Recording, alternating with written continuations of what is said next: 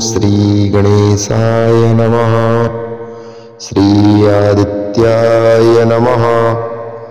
आदिदेव नमस्तुभ्यं प्रसीद मम भास्करः। दिवाकर नमस्तुभ्यं प्रभाकर नमोऽस्तु ते। सप्तास्वरमारुथ श्वेतपद्मघृतं देवतं सूर्य प्रणमाम्यहं। लोहितं रथमारुह्य महापापहरं देवं तं सूर्य प्रणमाम्यहम्।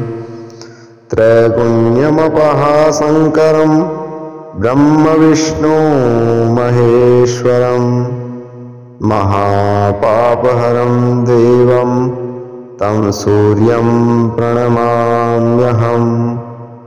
बृहति तेजपुञ्जं वायुमाकाशमेव च प्रपञ्चं सर्वभूलोकानां तं सूर्यं प्रणमाम्यहम्।